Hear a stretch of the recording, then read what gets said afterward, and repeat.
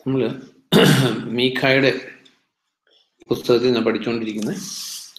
കഴിഞ്ഞ ദിവസം നമ്മൾ അതിൻ്റെ 4-ാം അധ്യായം അതിൻ്റെ 5-ാം സെൻറ്റൻസ് ഇങ്ങനെയാണ്: ജനപദങ്ങളിൽ ഓരോന്നും തങ്ങളുടെ ദേവന്റെ നാമത്തിൽ വ്യാപരിക്കുന്നു, നമ്മളോ നമ്മുടെ ദൈവമായ കർത്താവിൻ്റെ നാമത്തിൽ എന്നെന്നും വ്യാപരിക്കും. അതായത് കർത്താവിൻ്റെ നാമത്തിൽ അഭിമാനം കൊള്ളുന്നതിനെ കുറിച്ചുള്ള കാര്യങ്ങൾ നമ്മൾ ചിന്തിച്ചത്. തുടർന്ന് നമ്മൾ വായിച്ചു വരുമ്പോൾ അതിൻ്റെ 9-ാം സെൻറ്റൻസ് തുടങ്ങി: ഇപ്പോൾ നീ എന്തിന് ഉറക്കെ കരയുന്നു? നിനക്ക് രാജാവില്ലേ? ഈറ്റുനോവ് അനുഭവിക്കുന്നവളുടേത് പോലുള്ള വേദന നിന്നെ ബാധിക്കാൻ നിന്റെ ഉപദേഷ്ടാവ് നശിച്ചുപോയോ? സിയോൻ പുത്രി, ഈറ്റുനോവ് അനുഭവിക്കുന്നവളെ പോലെ നീ പുളയുകയും ഞരങ്ങുകയും ചെയ്യുക.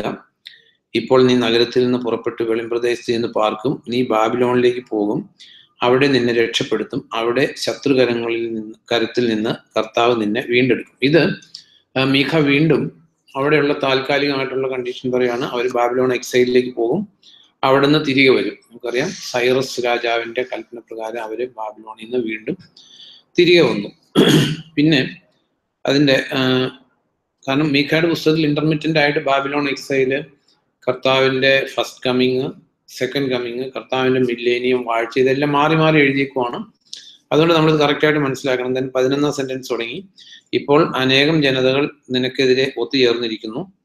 അവർ പറയുന്നു, അവൾ പതിതയാകട്ടെ, നമുക്ക് സിയോനെ നോക്കി രസിക്കാം. എന്നാൽ കർത്താവിന്റെ ആലോചനകൾ അവർക്ക് അറിഞ്ഞുകൂടാ, അവന്റെ പദ്ധതി അവർ മനസ്സിലാക്കുന്നില്ല. കാരണം മെതിക്കളത്തിലെ കറ്റകൾ പോലെ അവൻ അവരെ ഒരുമിച്ച് കൂട്ടിയിരിക്കുന്നു. സിയോൻ പുത്രി, എഴുന്നേറ്റ് മെതിക്കുക, ഞാൻ നിന്റെ കൊമ്പ് ഇരുമ്പും നിന്റെ കുളമ്പുകൾ ഓടുമാക്കും. അപ്പൊ ഇവിടെ ഇത് സെക്കൻഡ് കമ്മിങ് ആൻഡ് കർത്താവിന്റെ മില്ലേനിയത്തെ കുറിച്ചാണ് പറഞ്ഞിരിക്കുന്നത്, 1000 ആണ്ട് വാഴ്ച. അപ്പൊ ഇവിടെ പറഞ്ഞേക്കുന്നത് ജാതികൾക്ക് ഇതൊന്നും മനസ്സിലാകത്തില്ല, എന്നാൽ ദൈവം സിയോനെ വീണ്ടും ശക്തിപ്പെടുത്തി സിയോന്റെ അല്ലെങ്കിൽ ജെറുസലേമിന്റെ ഭരണം ലോകത്തിൽ വരുന്നതിനെ കുറിച്ചാണ് വീണ്ടും മീഖ അവിടെ പറഞ്ഞേക്കുന്നത്. സെയിം ടൈം ഈ ഒരു കാര്യം നമ്മൾ ചിന്തിച്ചു പറ്റൂ. എന്നാൽ കർത്താവിന്റെ ആലോചനകൾ അവർക്ക് അറിഞ്ഞുകൂടാ, അവന്റെ പദ്ധതി അവർ മനസ്സിലാക്കുന്നില്ല. നോക്ക്, നമ്മളെ സംബന്ധിച്ച് നമ്മുടെ ഏറ്റവും വലിയ ഗ്രേറ്റ് പ്രിവിലേജ് എന്ന് പറയുന്നത് കർത്താവിന്റെ ആലോചനകൾ നമുക്കറിയാം, കർത്താവിന്റെ പദ്ധതികൾ നമുക്കറിയാം. അപ്പോസ്തലനായ പൗലോസ് ഒരു സ്ഥലത്ത് പറയുന്നുണ്ട്, നമുക്കോ ക്രിസ്തുവിന്റെ മനസ്സുണ്ട്. ക്രിസ്തുവിന്റെ മനസ്സ് ഉൽപ്പത്തി തുടങ്ങി വെളിപാട് വരിക. അതുകൊണ്ട് 147-ാം സങ്കീർത്തനത്തില് നമ്മൾ പലപ്പോഴും നമുക്ക് ദൈവം തന്നേക്കുന്ന ഗ്രേറ്റ്നെസ് മനസ്സിലാക്കുന്നില്ല. ജാതികൾക്ക് ദൈവത്തെക്കുറിച്ച് അറിയില്ല. എന്തെല്ലാം മതങ്ങളുണ്ട്, ജാതികളുണ്ട്, അവർക്ക് ദൈവത്തെക്കുറിച്ചുള്ള കൺസെപ്റ്റുകൾ തന്നെ ടോട്ടലി ഡിഫറെന്റാ.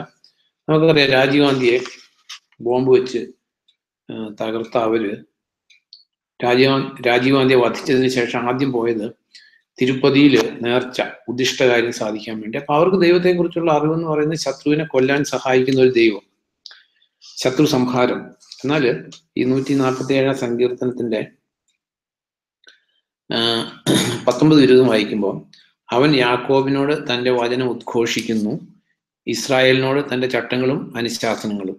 മറ്റൊരു ജനതയോടും അവൻ ഇങ്ങനെ പെരുമാറിയിട്ടില്ല, അവന്റെ അനുശാസനങ്ങൾ അവർക്ക് അറിഞ്ഞുകൂടാ, കർത്താവിനെ സ്തുതിക്കുക. അപ്പൊ നമ്മൾ കർത്താവിനെ സ്തുതിക്കേണ്ടതിന്റെ വലിയൊരു റീസൺ എന്ന് പറയുന്നത് ദൈവം തന്നെ നമുക്ക് വെളിപ്പെടുത്തി തന്നു, അല്ലെ ദൈവം ആരാന്ന് നമുക്ക് മനസ്സിലാക്കി തന്നു. നമ്മൾ സാമുവേലിന്റെ പുസ്തകത്തിൽ വായിക്കുന്നുണ്ട്, 1 സാമുവേൽ 3:21 നമ്മൾ ഇങ്ങനെ വായിക്കുന്നത്, ദൈവം തന്റെ വചനത്തിലൂടെ തന്നെ സാമുവേലിന് വെളിപ്പെടുത്തി.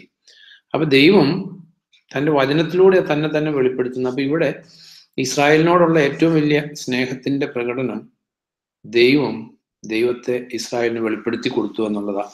നമ്മൾ റോമാലേഖനം 9-ാം അധ്യായത്തിൽ അപ്പോസ്തലനായ പൗലോസ് ഇതേ കാര്യം പറയുന്നുണ്ട്. യഹൂദരുടെ ഗ്രേറ്റ്നെസ്സിനെ കുറിച്ച് വായിക്കുമ്പോൾ ഇങ്ങനെ വായിക്കുന്നത്, റോമൻസ് 9:3 തുടങ്ങി വായിക്കുമ്പോൾ, എന്റെ സഹോദരനും വംശപരമായി എന്റെ ചാർച്ചക്കാരും ആയവർക്ക് വേണ്ടി എങ്കിൽ ക്രിസ്തുവിൽ നിന്ന് വിച്ഛേദിതനാകാനും ശാപഗ്രസ്തനാകാനും ഞാൻ തയ്യാറാണ്. നമുക്കറിയാം, ഇങ്ങനെ പറഞ്ഞിട്ടുള്ള മോശയും പൗലോസും മാത്രമേ ഉള്ളൂ. തൻ്റെ ചാർച്ചക്കാർക്ക് വേണ്ടി, അല്ലെ ഫെലോ ഇസ്രായേലൈറ്റ്സിന് വേണ്ടി ക്രിസ്തുവിൽ നിന്ന് വിച്ഛേദിതനാകാനും ശാപഗ്രസ്തനാകാനും ഞാൻ തയ്യാറാണ്, എന്നാലും അവർ രക്ഷിക്കപ്പെടണം എന്നതാണ് പൗലോസിന്റെ ആഗ്രഹം. ഇവിടെ അത് കഴിഞ്ഞിട്ട് എഴുതിയേക്കുന്നത്, അവർ ഇസ്രായേൽക്കാരാണ്, പുത്രസ്ഥാനവും മഹത്വവും ഉടമ്പടികളും നിയമദാനവും ആരാധനയും വാഗ്ദാനങ്ങളും അവരുടേതാണ്, പൂർവ്വപിതാക്കന്മാർ അവരുടേതാണ്, ശാരീരികമായി ക്രിസ്തുവും അവരുടെ വംശജനാണ്. സർവ്വത്തിന്റെയും ദൈവമായ അവൻ നിത്യം വാഴ്ത്തപ്പെടട്ടെ. ആമേൻ.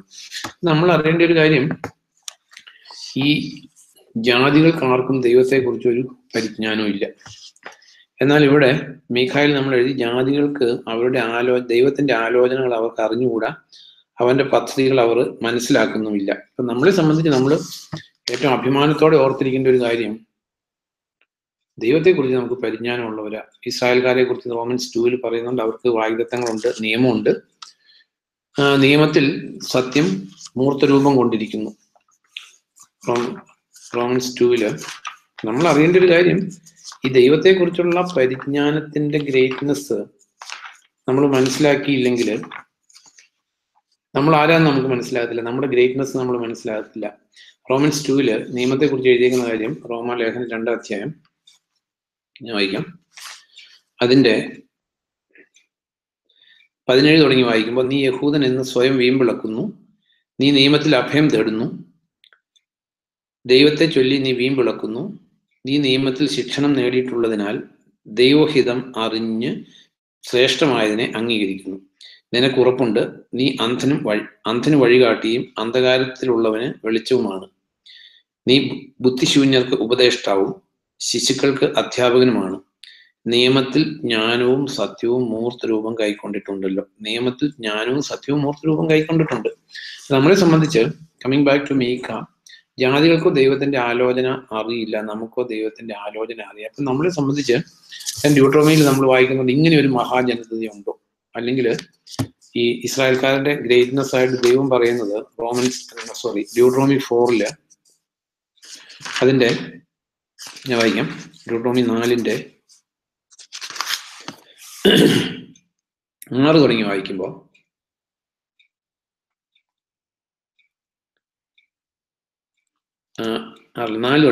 എന്നാൽ നിങ്ങളുടെ ദൈവമായ കർത്താവിനോട് ദൃഢമായി ചേർന്ന് നിന്ന് നിങ്ങൾ എല്ലാവരും ഇന്നും ജീവനോടെ ഇരിക്കുന്നു. എൻ്റെ ദൈവമായ കർത്താവ് എന്നോട് കൽപ്പിച്ചിട്ടുള്ളതുപോലെ ചട്ടങ്ങളും അനുശാസനങ്ങളും ഞാൻ നിങ്ങൾക്ക് ഉപദേശിച്ചിരിക്കുന്നു.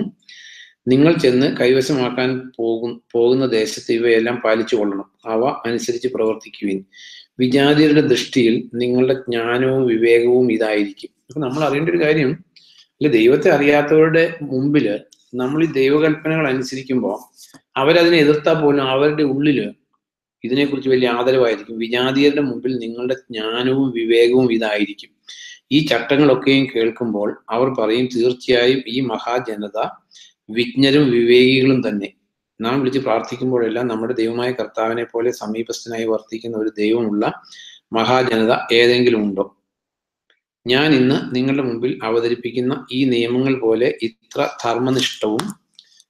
ധർമ്മനിഷ്ഠമായ ചട്ടങ്ങളും അനുശാസനങ്ങളും ഉള്ള മറ്റ് ഏത് മഹാജനതയാണുള്ളത്? നമ്മൾ അറിയേണ്ട ഒരു കാര്യം, വിജാതിയുടെ മുമ്പിൽ നമ്മുടെ മഹത്വം എന്ന് പറയുന്നത് ഈ ദൈവകൽപ്പനയും ദൈവകൽപ്പനയോടുള്ള അനുസരണവുമാണ്. അപ്പൊ ഇത് കേൾക്കുമ്പോൾ അവർ പറയും, ഈ ജനത എത്ര വിജ്ഞാനമുള്ള ജനതയാണ്. നമ്മൾ പലപ്പോഴും ദൈവത്തിന്റെ വചനം അല്ലെങ്കിൽ കർത്താവിന്റെ കൽപ്പന ഇതാണെന്ന് പറയാൻ ലജ്ജിക്കും. പക്ഷെ നമ്മൾ അറിയേണ്ട ഒരു കാര്യം, നമ്മുടെ ഈ ദൈവം വെച്ചിരിക്കുന്ന നിയമങ്ങളും കൽപ്പനകളും നമ്മുടെ ഓർഡിനൻസുകളും നമുക്ക് ചെയ്യാവുന്ന കാര്യങ്ങളും ചെയ്യാൻ പറ്റാത്ത കാര്യങ്ങളെ കുറിച്ചൊക്കെ കേൾക്കുമ്പോൾ മറ്റ് ജനതകൾ ഒരുപക്ഷെ പുറമെ പുച്ഛിക്കുമായിരിക്കുമെങ്കിലും അവരുടെ ഉള്ളില് ഇതിന്റെ ഗ്രേറ്റ്നെസ്സിനെ കുറിച്ച് റെസ്പെക്ട് ആയിരിക്കും. നമ്മൾ വായിക്കുന്നുണ്ട്, അപ്പോസ്തല പ്രവൃത്തി വായിക്കുന്നുണ്ട്, ജനം അവരുടെ കൂടെ ചേരാൻ വിസമ്മതിച്ചു എങ്കിലും ജനം അവരെ അത്യധികം ആദരിച്ചു പോകുന്നു. നമ്മുടെ ജീവിതത്തിൽ നമ്മൾ അറിയേണ്ട ഒരു കാര്യം, ജാതികൾക്കോ ദൈവത്തിന്റെ ആലോചന അറിയില്ല, ദൈവം നമുക്ക് ആലോചന വെളിപ്പെടുത്തി തന്നിരിക്കുന്നു. ഗോ ബാക്ക് ടു മീഖ 6 അധ്യായത്തില് ഇതുമായിട്ടുള്ള റിലേഷനില് വായിക്കാം. 6 അധ്യായം അതിന്റെ 9-ാം സെന്റൻസില്,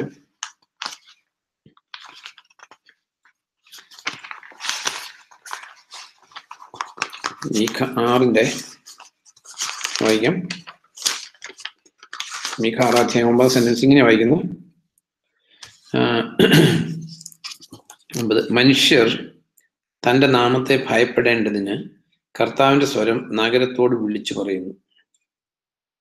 ഗോത്രമേ ഗോത്രനായകരെ കേൾക്കൂ, ദുഷ്ടന്റെ ഭവനത്തിലെ അധർമ്മ നിക്ഷേപത്തെയും ശപിക്കപ്പെട്ട കള്ള അളവുപാത്രത്തെയും എനിക്ക് മറക്കാനാവുമോ? കള്ളത്തുലാസം കട്ടികളുടെ സഞ്ചിയും പേറി നടക്കുന്നവനെ ഞാൻ വെറുതെ വിടുമോ? അപ്പൊ ഇതില് മനുഷ്യർ തന്റെ നാമത്തെ ഭയപ്പെടേണ്ടതിന് കർത്താവിന്റെ സ്വരം നഗരത്തോട് വിളിച്ചു പറയുന്നു. നമ്മൾ ചിന്തിക്കേണ്ട ഒരു കാര്യമാണ്. മനുഷ്യർ തന്റെ നാമത്തെ ഭയപ്പെടേണ്ടതിന് കർത്താവിന്റെ സ്വരം നഗരത്തോട് വിളിച്ചു പറയുന്നു. അപ്പൊ ദൈവത്തെ സംബന്ധിച്ച് ദൈവം ഏറ്റവും കൂടുതൽ ആഗ്രഹിക്കുന്ന ഒരു കാര്യമാണ് മനുഷ്യൻ ദൈവത്തെ ഭയപ്പെടണം. ഭയപ്പെടണം എന്ന് പറയുമ്പോൾ നമ്മൾ സിംഹത്തെ പേടിക്കുന്ന പോലെയുള്ള ഭയമല്ല. Fear of the God is to hate evil. Proverbs 8:13 പറയുന്നത് fear of God. Fear of the God എന്ന് പറയുന്നത് ടു ഹേറ്റ് ഈവിൾ. അതായത് നമ്മൾ ദൈവത്തെ ഭയപ്പെടുക എന്ന് പറഞ്ഞാൽ നമ്മൾ പാപം ചെയ്യാതെ ജീവിക്കുക എന്ന വാക്കിന്റെ അർത്ഥം. ഈ ഫിയർ ഓഫ് ഗോഡിനെ കുറിച്ച് എഴുതിയേക്കുന്ന 1-2 സ്ഥലങ്ങൾ നമ്മൾ എടുക്കുമ്പോൾ ഈ മലയാളത്തില് ഭക്തി എന്ന് എഴുതിയേക്കുന്നത് ഫിയർ ഓഫ് ദി ലോഡ് എന്ന. നമുക്ക് ഈ ഫിയർ ഓഫ് ദി ലോഡ് എന്ന് പറയുന്നതാണ് ഭക്തി എന്ന് പറയുന്നതിനേക്കാൾ കുറച്ചുകൂടെ നമുക്ക് മനസ്സിലാകുന്നതും നമ്മുടെ ഹൃദയത്തോട് സംസാരിക്കുന്നതും അല്ലെ ഹൃദയത്തിൽ നമുക്ക് അണ്ടർസ്റ്റാൻഡിങ് കിട്ടുന്നതും ഫിയർ ഓഫ് ദി ലോഡ് എന്ന. സുഭാഷിതം 1:7 വായിക്കാം. സുഭാഷിതങ്ങള് 1:7 ഇംഗ്ലീഷിലൂടെ വായിക്കാം. കർത്താവിനോടുള്ള ഭക്തിയാണ് അറിവിന്റെ തുടക്കം, ഭോഷർ വിജ്ഞാനവും ശിക്ഷണവും വെറുക്കുന്നു. അപ്പൊ സുഭാഷിതം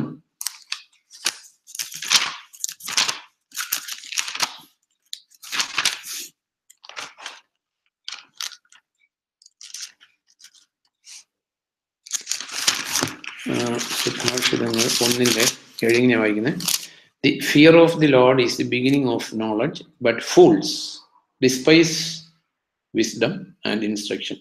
അപ്പൊ ഫിയർ ഓഫ് ദി ലോഡ് ഇല്ലാത്തവരെ ദൈവത്തിന്റെ വചനം വിളിക്കുന്ന ഫൂൾസ് എന്നാണ്. Fear of the Lord is the beginning of knowledge.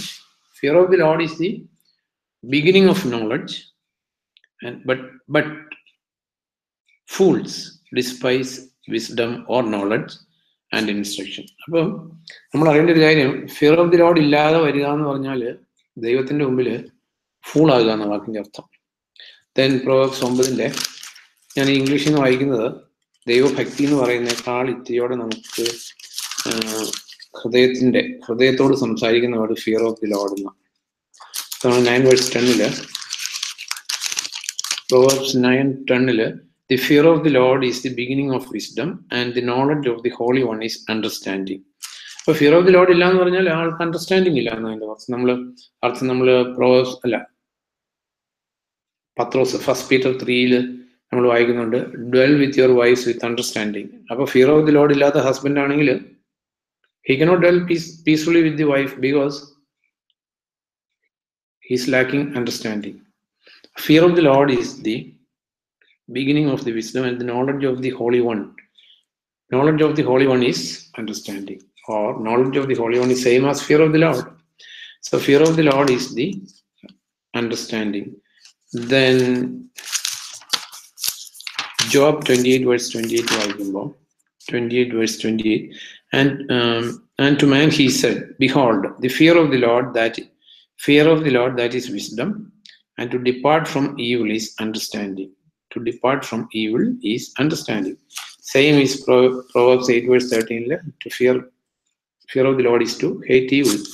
Then coming to 1 Corinthians 15:33. അപ്പോസ്തലനായ പൗലോസ് ഇത് ന്യൂ ടെസ്റ്റമെന്റിൽ നിന്നാണ്. 1 Corinthians 15:33 നമ്മളിങ്ങനെ വായിക്കുന്നത്. 1 Corinthians 15:33 do not be deceived. Evil company corrupts good habits. Awake to righteousness and do not sin, for some do not have the knowledge of God. I speak this to your shame. Awake to righteousness and do not sin, for some do not have the knowledge of God. I speak this to your shame. അപ്പോൾ ഇതിൽ എഴുതിയേക്കുന്നത് do not sin and some do not have the knowledge. അപ്പോൾ knowledge of God is the fear of the Lord, or knowledge of God is to hate evil, and I speak this to your shame. അപ്പോൾ നമുക്കിത് അറിയില്ല എന്ന് പറഞ്ഞാൽ അപ്പോസ്തലന് he will feel shameful about us. അപ്പോൾ നമ്മുടെ ജീവിതത്തിൽ നമ്മൾ അറിയേണ്ടത് ദൈവം ആഗ്രഹിക്കുന്നു. നമ്മൾ മീഖ ചാപ്റ്റർ 6:9 വായിച്ചു, മനുഷ്യർ തന്റെ നാമത്തെ ഭയപ്പെടേണ്ടതിന് ദൈവം പട്ടണത്തോട് വിളിച്ചു പറയുന്നു. അപ്പൊ മനുഷ്യർ ദൈവത്തിന്റെ നാമത്തെ ഭയപ്പെടണം എന്നുള്ളത് ദൈവം ആഗ്രഹിക്കുന്ന ഒരു കാര്യമായിരിക്കാൽ നമുക്ക് ഫിയർ ഓഫ് ദി ലോർഡ് ഇല്ലെങ്കിൽ നമുക്ക് ദൈവമായിട്ട് നമുക്ക് കോഎക്സിസ്റ്റ് ചെയ്യാൻ പറ്റത്തില്ല. മനുഷ്യർ തന്റെ നാമത്തെ ഭയപ്പെടേണ്ടതിന് കർത്താവിന്റെ സ്വരം നഗരത്തോട് വിളിച്ചു പറയുന്നു. അപ്പൊ നമ്മൾ അറിയേണ്ട ഒരു കാര്യം, നമ്മളെല്ലാം ഫിയർ ഓഫ് ദി ലോർഡ് ഉള്ളവരായിരിക്കണം. Fear of the Lord is to hate evil. Fear of the Lord is the beginning of wisdom. Fear of the God is understanding. Fear of the Lord is the beginning of wisdom means all divine wisdom starts from the fear of God. നമുക്ക് English ലിറ്ററേച്ചറിൽ എന്ന് പറയുന്ന knowledge സമ്പാദിക്കണമെങ്കിൽ ഈ first step ABCD പഠിക്കുക. ABCD പഠിക്കാതെ വായിക്കാൻ പറ്റത്തില്ല. Same way ദൈവത്തെ കുറിച്ചുള്ള പരിജ്ഞാനം പ്രാപിക്കണമെങ്കിൽ the first step is to fear the Lord. അല്ലെങ്കിൽ LKG ABCD പഠിക്കുന്ന പോലെ ദൈവിക വിജ്ഞാനത്തിന്റെ LKG എന്ന് പറയുന്നത് ഫിയർ ഓഫ് ദി ലോർഡ്. അപ്പൊ ഇതില് നമ്മൾ ദൈവം മോശയ്ക്ക് നിയമം കൊടുത്തപ്പോ നമ്മൾ അറിയേണ്ട ഒരു കാര്യമുണ്ട്. ഹീബ്രൂസിൽ എഴുതിയേക്കുന്ന കാര്യമാണ്. അതിന്റെ ഓൾഡ് ടെസ്റ്റമെന്റ് പാർട്ടാണ് ഞാൻ വായിക്കുന്നത്. എക്സോഡസ് 19 ദൈവം നിയമം കൊടുക്കാൻ വേണ്ടിയിട്ട് മോശയുടെ അടുത്തോട്ട് ഇറങ്ങി വന്നപ്പോൾ ഉള്ള കാര്യം ഹീബ്രൂസിൽ എഴുതിയിട്ടുണ്ട്. അപ്പൊ നമുക്ക് there is no excuse if you are not knowing it. നമ്മൾ അറിഞ്ഞേ പറ്റൂ. ഹീബ്രൂസിൽ എഴുതിയിട്ട് നിങ്ങൾ സമീപിക്കുന്നത് ഞാൻ വല്ലാതെ ഭയപ്പെടുന്നു എന്ന് മോശയെ കൊണ്ട് പറയിപ്പിച്ച ഒന്നും അല്ലാതെ ഹീബ്രൂസിൽ എഴുതിയേക്കുന്നത്. അപ്പൊ ഇതിൽ ഞാൻ വായിക്കാം. 3-ാം ദിവസം രാവിലെ ഇടിയും മിന്നലും ഉണ്ടായി. കനത്ത മേഘം മലമുകളിൽ പ്രത്യക്ഷപ്പെട്ടു. അത്യുച്ചത്തിൽ കാഹളം മുഴങ്ങി. കൂടാരത്തിലുണ്ടായിരുന്ന ജനമെല്ലാം ഭയന്നു വിറച്ചു. അപ്പോൾ മോശ ദൈവത്തെ ദർശിക്കാൻ ജനങ്ങളെ കൂടാരത്തിൽ നിന്ന് പുറത്തു കൊണ്ടുവന്നു. അവർ പർവ്വതത്തിന്റെ അടിവാരത്തിൽ നിന്നും സിയോൻ പർവ്വതം പുക കൊണ്ട് മൂടിയിരുന്നു. എന്നാൽ കർത്താവ് അഗ്നിയിലൂടെയാണ് അതിന്മേൽ ഇറങ്ങിയത്. അതിന്റെ പുക ചൂളയിലെ പുക പോലെ ഉയർന്നു. പർവ്വതം മുഴുവൻ വല്ലാതെ കുലുങ്ങുകയും ചെയ്തു. കാഹളത്തിന്റെ ശബ്ദം കൂടുതൽ ഉച്ചത്തിലായപ്പോൾ മോശ ചോദിക്കുകയും ദൈവം ഇടിമുഴക്കത്തിലൂടെ മറുപടി നൽകുകയും ചെയ്തു. കർത്താവ് സീനായി മലയുടെ കൊടുമുടിയിലേക്ക് ഇറങ്ങി വന്നു. മോശയെ മലമുകളിലേക്ക് വിളിച്ചു. അയാൾ കയറി ചെന്നു. കർത്താവ് മോശയോട് അരുൾ ചെയ്തു, താഴെ ചെന്ന് ജനങ്ങൾക്ക് മുന്നറിയിപ്പ് കൊടുക്കുക. അതിർത്തി ലംഘിച്ച് കർത്താവിനെ നോക്കിയാൽ നാശമാണ് ഫലം. നമ്മൾ അറിയേണ്ട ഒരു കാര്യമുണ്ട്. അതിർത്തി ലംഘിച്ച് കർത്താവിനെ നോക്കിയാൽ നാശമാണ്. ക്രിസ്തുവിന്റെ പഠനത്തെ മറികടന്നു പോകുന്ന ആർക്കും പിതാവും ഇല്ല, പുത്രനും ഇല്ല. എന്നാൽ ക്രിസ്തുവിന്റെ പഠനത്തിൽ ഉറച്ചു നിൽക്കുന്നവന് പിതാവും ഉണ്ട്, പുത്രനും ഉണ്ട്. അപ്പൊ ഇവിടെ അതിർത്തി ലംഘിച്ച് കർത്താവിനെ സമീപിച്ചാൽ നാശമാണ് ഫലം. നമ്മൾ അറിഞ്ഞിരിക്കേണ്ട കാര്യമാണ്. അപ്പൊ ഇതെല്ലാം പറഞ്ഞിട്ട് 20-18 തുടങ്ങി വായിക്കുമ്പോൾ ജനങ്ങളെല്ലാം ഇടിയും മിന്നലും കാഹളധ്വനിയും പുകയുന്ന പർവ്വതവും കണ്ടതോടെ പേടിച്ച് വിറച്ച് അകലെ മാറി നിന്നു. അവർ മോശയോട് പറഞ്ഞു, അങ്ങ് ഞങ്ങളോട് സംസാരിച്ചാൽ മതി, ഞങ്ങൾ അനുസരിച്ചു കൊള്ളാം. ദൈവം ഞങ്ങളോട് സംസാരിക്കാതിരിക്കട്ടെ. സംസാരിച്ചാൽ ഞങ്ങൾ മരിച്ചു പോകും. അപ്പോൾ മോശ ജനത്തോട് പറഞ്ഞു, ഭയപ്പെടേണ്ട. ദൈവം നിങ്ങളെ പരീക്ഷിക്കാനും പാപം ചെയ്യാതിരിക്കാൻ തക്ക ദൈവഭയം നിങ്ങളിൽ ഉണ്ടാക്കാനും വേണ്ടി വന്നതാണ്. അപ്പൊ നമ്മൾ ദൈവഭയം ഉണ്ടായിരിക്കണം എന്ന് പറഞ്ഞേക്കുന്നതിന് ഒരു പർപ്പസ് ഉണ്ട്. പാപം ചെയ്യാതിരിക്കാൻ തക്കവണ്ണം ദൈവഭയം നമ്മളില്ല. അപ്പൊ ദൈവം നമ്മളിൽ നിന്ന് ആഗ്രഹിക്കുന്നത് നമുക്ക് ദൈവഭയം ഉണ്ടാകണം. To what extent? അതായത് പാപം ചെയ്യാതിരിക്കാൻ തക്കവണ്ണം ദൈവഭയം നമ്മളിൽ ഉണ്ടായിരിക്കണമെന്ന് ദൈവം ആഗ്രഹിക്കുന്നു. അതിനുവേണ്ടി ദൈവഭയം ഉണ്ടാക്കാൻ വേണ്ടി ദൈവം ചെയ്ത കാര്യം നമ്മൾ വെറുതെ വായിച്ചാൽ പോരാ, അതൊന്ന് വിഷ്വലൈസ് ചെയ്ത് നോക്കി. മല മുഴുവൻ വിറയ്ക്കുന്നു, ദൈവം തീച്ചൂളയിൽ എന്ന പോലെ പുക ഉയരുന്നു. ഇതെല്ലാം കണ്ടപ്പോൾ ജനം പേടിച്ചു. ദൈവം പറഞ്ഞു, അതിർത്തി ലംഘിച്ച് ദൈവത്തെ സമീപിച്ചാൽ നാശമാണ് ഫലം. നമ്മളും അറിയേണ്ട ഒരു കാര്യം, നമുക്ക് ദൈവം തിരുവഴുത്ത് തന്നേക്കുന്നത് ഇതിന്റെ വേലിക്കെട്ടിനകത്ത് നിൽക്കാനാണ്. Don't go beyond what is written. ഈ അതിർത്തി ലംഘിച്ചാൽ നാശമാണ് ഫലം. 2 ജോൺ എഴുതി, ക്രിസ്തുവിന്റെ പഠനത്തിൽ ഉറച്ചു നിൽക്കാതെ മറികടന്നു പോകുന്ന ആർക്കും പിതാവും ഇല്ല, പുത്രനും ഉണ്ട്. ഈ പഠനത്തിൽ ഉറച്ചു നിന്നാൽ അവർക്ക് പിതാവും പുത്രനും ഉണ്ട്. ഗലാത്യ ലേഖനത്തിൽ പൗലോസ് പറഞ്ഞു, ഞങ്ങൾ തന്നെയോ സ്വർഗത്തിൽ നാളിനായ ഒരു മാലാഖ തന്നെയോ ഞങ്ങൾ പ്രസംഗിച്ചതിൽ നിന്ന് വ്യത്യസ്തമായിട്ടുള്ള ഒരു സുവിശേഷം പ്രസംഗിച്ചാൽ let him be accursed by God. അവൻ ദൈവത്താൽ ശപിക്കപ്പെട്ടു. അപ്പൊ നമ്മളെ സംബന്ധിച്ച് എന്തെല്ലാം കാര്യങ്ങൾ ശ്രദ്ധിക്കേണ്ട? നമ്മൾ വിശ്വസിക്കുന്ന സുവിശേഷം അപ്പസ്തോലികമാണോ? അപ്പസ്തോലന്മാർ പഠിപ്പിച്ച കാര്യമാണോ? അത് ട്രഡീഷൻ കയറി നമ്മൾ പിടിച്ചിട്ടുണ്ടോ? അല്ലെങ്കിൽ മറ്റു സഭകളുടെ പ്രാക്ടീസ് കണ്ടിട്ടാണോ നമ്മൾ പലതും ചെയ്യുന്നത്? ഇതിൻ്റെ ഒന്നും കൂടെ ദൈവം ഉണ്ടാകത്തില്ല. കാരണം ഈ അപ്പസ്തോലന്മാർ വെച്ചിരിക്കുന്ന അതിർത്തി ഇത് ലംഘിച്ചാൽ നാശമാ ഫലം. നമ്മൾ യൂദായുടെ ലേഖനത്തിലും 2 പീറ്ററിലും എല്ലാം യൂദായും പത്രോസും വാൺ ചെയ്യുന്ന ഒരേ കാര്യം തന്നെ, കള്ളപ്രവാചകരെ കുറിച്ച്. കള്ളപ്രവാചകര്, കള്ളപ്രവചനങ്ങള്, ദ്രവ്യാഗ്രഹം, തങ്ങളുടെ വിലക്ക് വാങ്ങിയ നാഥനെ പോലും ത്യജിക്കുന്ന ടീച്ചിങ്ങുകള്. യൂദായും പത്രോസും ഒരേ സൊല്യൂഷനാണ് പറയുന്നത്. ഓർക്കുന്നോ? അതായത് അപ്പസ്റ്റോലിക് ടീച്ചിങ്, അല്ലെങ്കിൽ നിങ്ങളുടെ അപ്പസ്തോലന്മാർ പഠിപ്പിച്ച കാര്യങ്ങൾ ഓർമ്മിക്കുക, അല്ലെങ്കിൽ അപ്പസ്തോലന്മാരുടെ ടീച്ചിങ്ങിലേക്ക് മടങ്ങിപ്പോവുക. അപ്പൊ നമ്മളെ സംബന്ധിച്ച് ട്രഡീഷനും മാറിയ കാലങ്ങളും 20-ാം നൂറ്റാണ്ടിലെ ക്രിസ്ത്യാനിറ്റി, 21-ാം നൂറ്റാണ്ടിലെ ക്രിസ്ത്യാനിറ്റി ഒക്കെ ഉണ്ട്. Everything is true. At the same time ഡിസെപ്ഷനിൽ പെടാതിരിക്കണമെങ്കിൽ the only way is to stick strictly to the apostolic Christianity.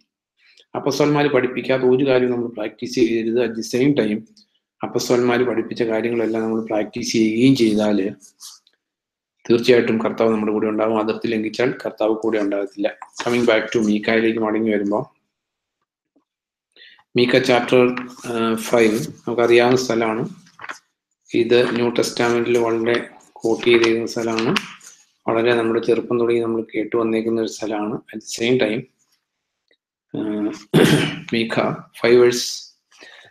5:ന്റെ സ്റ്റാർട്ടിങ്ങിൽ ഇങ്ങനെയാണ്: ഇതാ നിനക്ക് ചുറ്റും മതിലുകൾ ഉയർത്തിയിരിക്കുന്നു. ഇത് അന്നത്തെ ജെറുസലേമിനോട് പറയുന്നതാണ്. MICAH പറയുന്നതാണ്, നമ്മെ ഉപരോധിച്ചിരിക്കുന്നു. ശത്രു സൈന്യം വന്നേക്കോ, ബാബിലോൺ. ഇസ്രായേലിന്റെ ഭരണാധിപനെ അവർ വടികൊണ്ട് ചെകിട്ട് തടിക്കുന്നു. നമുക്കറിയാം, സിദക്കിയ വാസ് ദി ലാസ്റ്റ് കിങ്. സിദക്കിയ അവസാന രാജാവാണ്. സിദക്കിയോടുകൂടി രാജ്യം പോയി. അതിനുശേഷം അവർ ബാബിലോണിൽ നിന്ന് ജെറുസലേമിൽ വന്നു. പക്ഷെ രാജ്യമില്ല. കർത്താവിന്റെ സമയത്ത് റോമൻ ഭരണമാണ്. അന്ന് നഷ്ടപ്പെട്ട രാജ്യം പിന്നീട് അവർ ഇതിലേക്ക് കിട്ടുന്നത് 1948-ലാണ്. കർത്താവ് പറഞ്ഞ ജെറുസലേമിലെ ജാതികൾ ചവിട്ടിമതിക്കും. 67-ൽ ജെറുസലേം വീണ്ടും യഹൂദരുടെ കയ്യിലായി. ജാതികൾ ചവിട്ടിമെതിക്കുവോളം, അല്ല ജാതികളുടെ കാലം തികയോളം ജെറുസലേമിനെ ജാതികൾ ചവിട്ടിമെതിക്കും. അതെല്ലാം ഫുൾഫിൽഡ് ആയി. അതായത് കർത്താവ് പറഞ്ഞ ഒരു കാര്യം പോലും നിറവേറാതെ പോയിട്ടില്ല. അതാണ് നമ്മൾ അറിയേണ്ട ഒരു കാര്യം. അവൻ കൽപ്പിച്ച ഒരു കാര്യം പോലും നിറവേറാതെ പോയിട്ടില്ല. നമുക്കറിയാം, ജെറമ്യ 1:12 നോക്കൂ, നീസ എന്റെ വചനം അതിൻപടി നിറവേറുന്നോ എന്ന കാര്യത്തിൽ ഞാൻ സദാ ജാഗരിച്ചുകൊണ്ടിരിക്കുന്നു. നമ്മൾ അറിയേണ്ട ഒരു കാര്യം, ദൈവത്തിന്റെ വചനമുണ്ട്.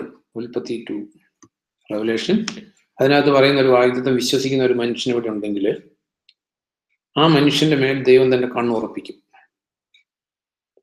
ഈ 33-ാം സങ്കീർത്തനം 18-ാം സെന്റൻസിൽ ഇങ്ങനെയാണ് വായിക്കുന്നത്. ഈ Psalm 33:18, just I will read for you. 33:18 ഇങ്ങനെ വായിക്കുന്നത്: Behold, the eye of the Lord is on those who fear him, on those who hope in his mercy. അപ്പൊ ഇതില് the eyes of the Lord is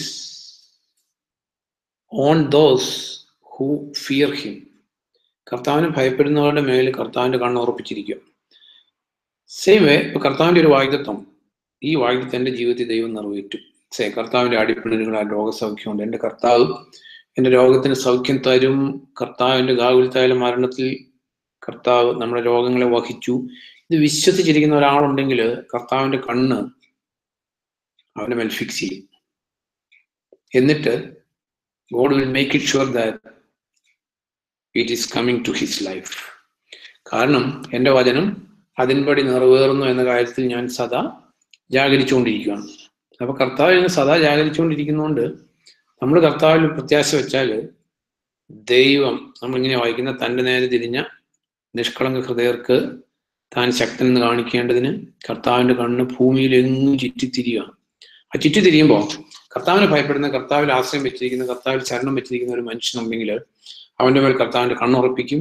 അവൻ എന്ത് കാര്യത്തിൽ കർത്താവിന് ശരണം വെച്ചിരിക്കുന്നു അത് നിറവേറ്റുന്ന കാര്യത്തിൽ കർത്താവ് ലോകത്തിലെ എല്ലാ റിസോഴ്സിനെയും മൊബിലൈസ് ചെയ്യും. അത് അപ്പോസ്തലനായ പൗലോസ് പറഞ്ഞു. 2 Timothy 1:12 പൗലോസ് പറഞ്ഞു, I know on whom I trust. പൗലോസിന്റെ കോൺഫിഡൻസ് വായിക്കുമ്പോൾ പലപ്പോഴും it is touching my heart.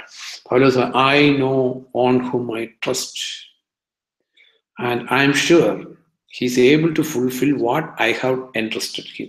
നമ്മൾ എന്തൊക്കെ കാര്യം കർത്താവിനെ ഇൻട്രസ്റ്റ് ചെയ്യുന്നുണ്ടോ അത് കർത്താവ് ഫുൾഫിൽ ചെയ്യുന്നുള്ള കാര്യത്തിൽ it's absolutely true. First Thessalonians 2:13 നമ്മൾ വായിക്കുന്നത്, ഞങ്ങൾ ഇത് കേട്ട വചനം യഥാർത്ഥത്തിലായിരിക്കുന്ന പോലെ വിശ്വസിക്കുന്നവരിൽ പ്രവർത്തിക്കുന്ന ദൈവവചനമായിട്ട് തന്നെ നിങ്ങൾ സ്വീകരിച്ചത് ഓർത്ത് ഞാൻ ദൈവത്തിന് നന്ദി പറയുന്നു. So it will work only in those people who believe it. വിശ്വസിക്കുന്നവരായ നിങ്ങളിൽ പ്രവർത്തിക്കുന്ന ദൈവത്തിന്റെ വചനം. ഇത് വിശ്വസിക്കാത്തവരിൽ പ്രവർത്തിക്കില്ല. കാരണം ദൈവം ഒരു കാര്യം ചെയ്യാന്ന് പറഞ്ഞു, നമുക്കത് വിശ്വാസം ഇല്ലെങ്കിൽ God is not duty bound to fulfil it. കാരണം കർത്താവിന്റെ നാമം വിശ്വസ്തൻ എന്നാണ്, കർത്താവിന്റെ പേര് തന്നെ വിശ്വസ്തൻ എന്നാണ്. അപ്പൊ നമ്മളെ സംബന്ധിച്ച് the fear of the Lord. അപ്പൊ കർത്താവ് ഞാൻ പട്ടണത്തോട് വിളിച്ചു പറയുവാണ്, ജനങ്ങൾക്ക് ദൈവഭയം ഉണ്ടാകേണ്ടതിന് വേണ്ടി. അതിനുവേണ്ടിയാണ് സീനായി മലയിൽ കർത്താവ് അങ്ങനെ ഇറങ്ങി വന്നത്. ദെൻ ഇവിടെ നമ്മൾ കണ്ട് ഫിയർ ഓഫ് ദി ലോർഡ് ഉള്ളവന്റെ മേൽ കർത്താവ് തന്നെ കണ്ണുറപ്പിക്കുന്നു. ദെൻ ഇവിടെ ഈ Isaiah 33:6 I will read. Isaiah 33:6 ഇസ്രായേലിനെ കുറിച്ച്, ഇസ്രായേൽ നമ്മൾ ഓരോരുത്തർ ഇസ്രായേലാണ്, ക്രിസ്തു യേശുവിലൂടെ നമ്മൾ ഇസ്രായേൽ പൗരത്വത്തിൽ വന്നേക്കുന്നവരാണ്. 33:6 ഇങ്ങനെ നമ്മൾ വായിക്കുന്നത്, Wisdom and knowledge will be the stability of your times and the strength of salvation. The fear of the Lord is his treasure. The fear of the Lord is his treasure. What is our treasure? നമ്മുടെ ജീവിതത്തിലെ treasure എന്താ? നമുക്ക് ധനവാൻ തന്നെ ധനത്തിൽ ആശ്രയിക്കരുത്, ബലവാൻ തന്നെ ബലത്തിൽ ആശ്രയിക്കരുത്, വിജ്ഞാനി തന്നെ വിജ്ഞാനത്തിൽ ആശ്രയിക്കരുത്, വിജ്ഞാനത്തിൽ അഭിമാനിക്കരുത്. ആരെങ്കിലും അഭിമാനിക്കുന്നു എങ്കിൽ എന്നെ അറിയുന്നു എന്ന കാര്യത്തിൽ അഭിമാനിക്കട്ടെ എന്ന ദൈവം പറയുന്നത്. To the best of my knowledge. പൗലോസ് പറയുന്ന പോലെ എന്റെ മനസാക്ഷി എന്നെ കുറ്റപ്പെടുത്തുന്നില്ല, അതുകൊണ്ട് ഞാൻ ശരിയാണെന്ന് അർത്ഥമില്ല. Same, but at the same time എന്റെ testimony I can tell you, എന്നെ സംബന്ധിച്ച് എൻ്റെ ജീവിതത്തിലെ ഏറ്റവും വലിയ അച്ചീവ്മെന്റ് ആയിട്ട് കണക്കാക്കുന്നത് കർത്താവിനെ അറിഞ്ഞെന്നുള്ളൂ. അതിനേക്കാൾ വലിയ ഒരു അച്ചീവ്മെന്റ് എനിക്ക് ജീവിതം ഒരിക്കലും വരത്തില്ല. It's impossible. Fear of the Lord is my treasure. കർത്താവിനെ അറിഞ്ഞു എന്നുള്ളത് മാത്രം എൻ്റെ സമ്പാദ്യമായിരിക്കട്ടെ.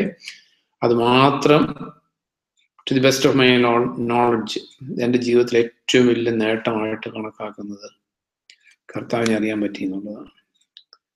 ഇത് നേട്ടമായിട്ട് കണക്കാക്കുന്നത് എൻ്റെ നന്മ കൊണ്ടല്ല, കർത്താവിനെ taste and see that the Lord is good, കർത്താവിനെ രുചിച്ചറിഞ്ഞിട്ടുള്ളതുകൊണ്ട്. എൻ്റെ കാര്യത്തിൽ ഇത്ര നിഷ്കപടമായിട്ടുള്ള താല്പര്യമുള്ള വേറെ ആരും എൻ്റെ ജീവിതത്തിൽ കണ്ടിട്ടില്ല. കർത്താവ് എന്നെ സ്നേഹിക്കുന്നിടത്തോളം എന്നെ സ്നേഹിക്കുന്ന ആരെയും കണ്ടുമുട്ടിയിട്ടില്ല. കർത്താവിന് എൻ്റെ കാര്യത്തിലുള്ളിടത്തോളം താല്പര്യമുള്ള ഒരു മനുഷ്യനെ ഞാൻ കണ്ടെത്തിയിട്ടില്ല.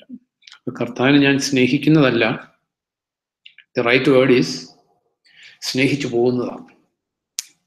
അല്ലെങ്കിൽ എൻ്റെ ജീവിതത്തിൽ ഏറ്റവും വലിയ അഭിമാനം കർത്താവ് ആയിരിക്കുന്നത് ഞാൻ എൻ്റെ അറിവുകൊണ്ട് അങ്ങനെ ആക്കി വെക്കുന്നതല്ല, അങ്ങനെ ആയി പോകുന്നതാണ്. അപ്പോൾ ഒന്നിനെ കുറിച്ച് അഭിമാനിക്കാനില്ല. അപ്പോസ്തലനായ പൗലോസ് പറഞ്ഞ ബാക്കിയുള്ളതെല്ലാം ആഫ്റ്റർ 100 years നമ്മൾ ഈ ലോകത്തിൽ തന്നെ കാണത്തില്ല.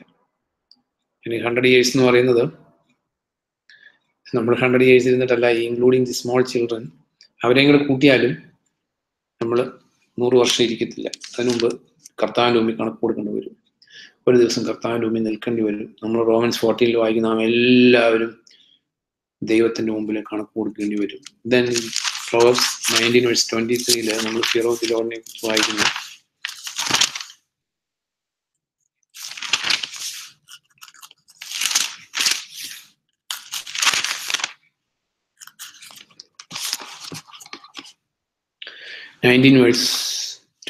നമ്മളിങ്ങനെ വായിക്കുന്ന Proverbs, the fear of the Lord leads to life. Why these നമ്മൾ ചിന്തിക്കേണ്ട കാര്യം, എന്തുകൊണ്ട് ദൈവം want us to have fear of the Lord? എന്തുകൊണ്ട് ദൈവം നമുക്ക് ഫിയർ ഓഫ് ദി ലോർഡ് ഉണ്ടാകണമെന്ന് ആഗ്രഹിക്കുന്നത്? It's only because of his love towards us. അതുകൊണ്ട് ദൈവം പറയുന്നത്, ദൈവത്തെ ഭയപ്പെടാൻ തക്ക, പാപം ചെയ്യാതിരിക്കാൻ തക്ക ദൈവഭയം, അല്ലെങ്കിൽ മനുഷ്യർ ദൈവത്തിന്റെ നാമത്തെ ഭയപ്പെടേണ്ടതിന് ദൈവം പട്ടണത്തോട് വിളിച്ചു പറയുന്നു. Fear of the Lord is the beginning of his. ഇതെല്ലാം നമ്മുടെ നന്മ ആഗ്രഹിക്കുന്ന ഒരു ദൈവം നമ്മുടെ നന്മയ്ക്ക് വേണ്ടിയിട്ടാണ് നമുക്ക് ദൈവഭയം ഉണ്ടാകണമെന്ന് ആഗ്രഹിക്കുന്നത്. ദൈവത്തെ സംബന്ധിച്ച് നമ്മൾ ദൈവത്തെ ഭയപ്പെട്ടാലും ഭയപ്പെട്ടില്ലെങ്കിലും Nothing is going to happen. Because why he desire that character in us is because he loves us. നമ്മുടെ നന്മ ആഗ്രഹിക്കുന്നുണ്ട് മാത്രം. ഇവിടെ എഴുതിയിരിക്കുന്നത് the fear of the Lord leads to life, and he who has it will abide in satisfaction. He will not be visited with evil. അപ്പൊ നമ്മുടെ ജീവിതത്തിൽ the all discontentment, സംതൃപ്തി ഇല്ലായ്മയുടെ എല്ലാ reason lack of fear of God.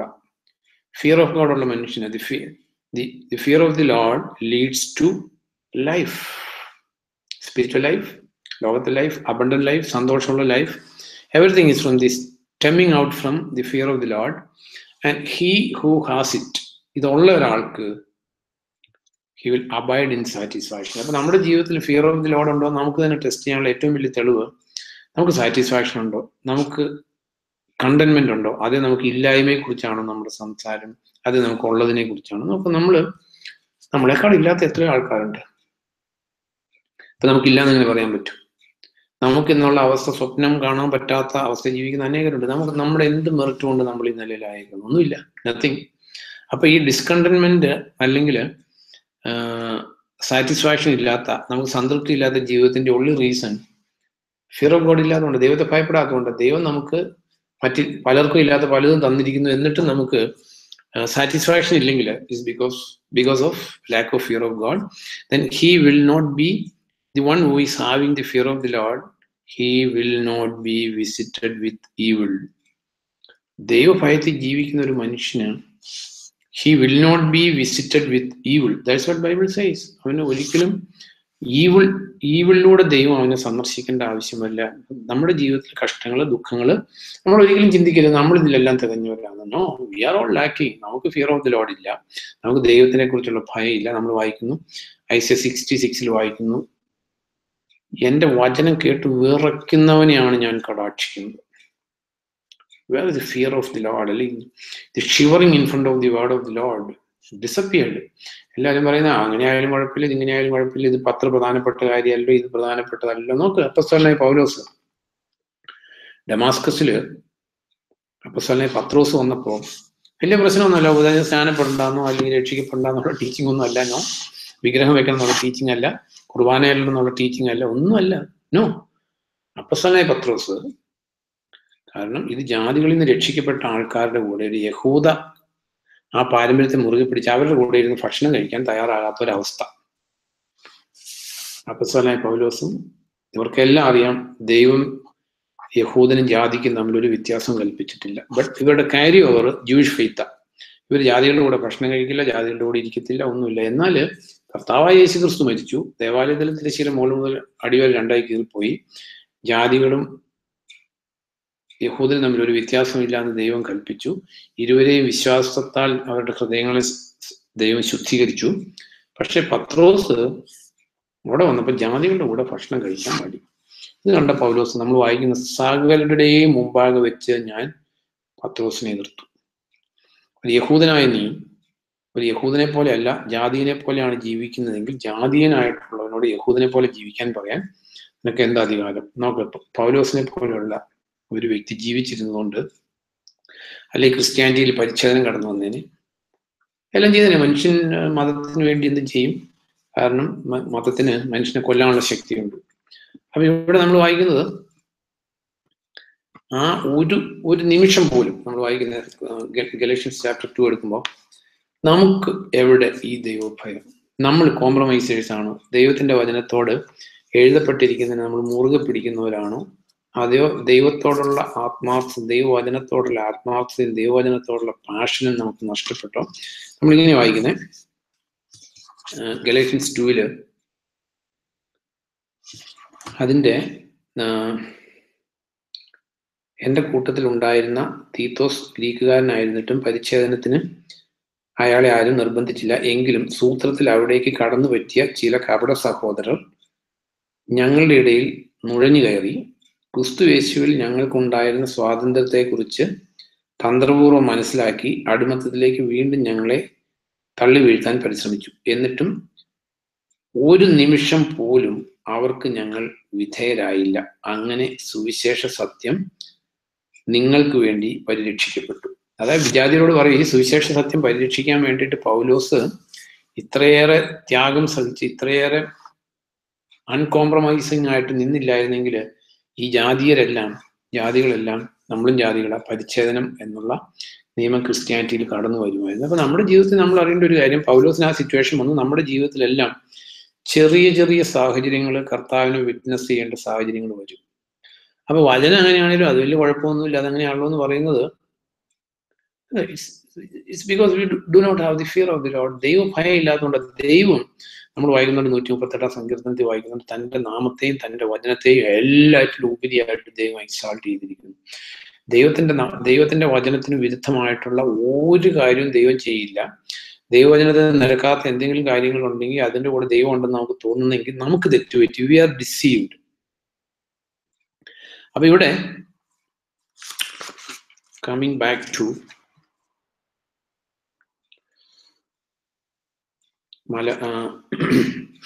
മീഖയിലേക്ക് വരുമ്പോ, മീഖ chapter 5 അപ്പോൾ ജാതികൾക്ക് കർത്താവിനെ കുറിച്ചുള്ള പരിജ്ഞാനം ഇല്ല, വേറാസ് നമുക്ക് ജാതികൾക്ക് ദൈവത്തിന്റെ ആലോചന അറിയില്ല. അതാണ് അവിടെ മീഖ പറഞ്ഞൊരു കാര്യം. അപ്പൊ എന്നിട്ട്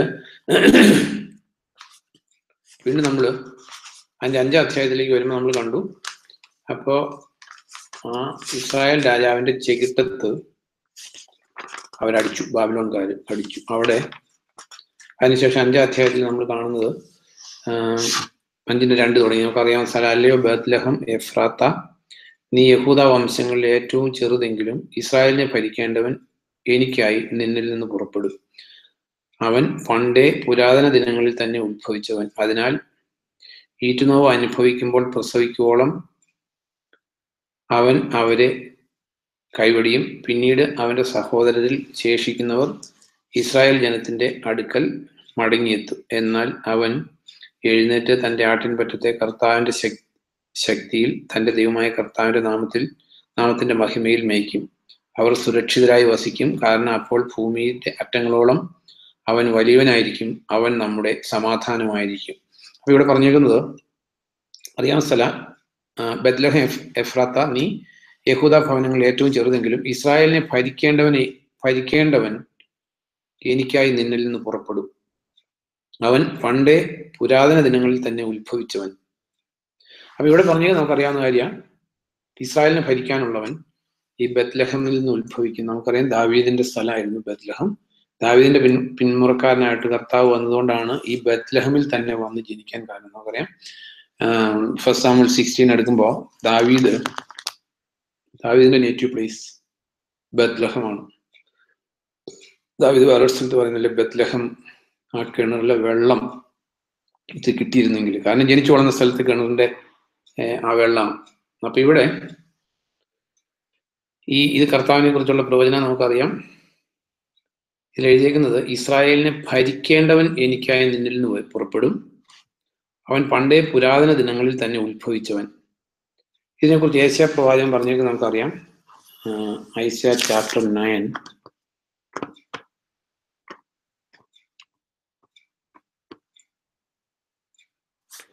ഏശയ്യാ പ്രവചനം 9 അറിയാൻ സ്ഥലം 9:6 തുടങ്ങി വായിക്കുമ്പോൾ ഇനി നമ്മൾ വായിക്കുന്നത്, കാരണം നമുക്ക് വേണ്ടി ഒരു ശിശു ജനിച്ചിരിക്കുന്നു, നമുക്കൊരു പുത്രനെ നൽകിയിരിക്കുന്നു, അധികാരം അവന്റെ ചുമലിലായിരിക്കും. വിസ്മയാവഹനായ ഉപദേഷ്ടാവ്, ശക്തനായ ദൈവം, നിത്യപിതാവ്, സമാധാന പ്രഭു എന്നിങ്ങനെയായിരിക്കും അവൻ വിളിക്കപ്പെടുക. അവന്റെ അധികാരത്തിന്റെയും സമാധാനത്തിന്റെയും വർധനവന് അറുതി ഉണ്ടാവില്ല. അവന് ദാവീദിന്റെ സിംഹാസനത്തിലും അയാളുടെ രാജ്യത്തിലും അത് സ്ഥാപിക്കും. ഇപ്പോൾ മുതൽ അനന്തകാലത്തേക്ക് അതിനെ നീതിയിലും ധർമ്മത്തിലും നിലനിർത്തും. സൈന്യങ്ങളുടെ കർത്താവിന്റെ ശുഷ്കാന്തി ഇത് നിറവേറ്റും. അപ്പൊ ഇവിടെ മീഖായിൽ നമ്മൾ കണ്ടു ഇസ്രായേലിനെ ഭരിക്കേണ്ടവൻ. ഇവിടെ ഐസയ്യാ പ്രവചിച്ചു,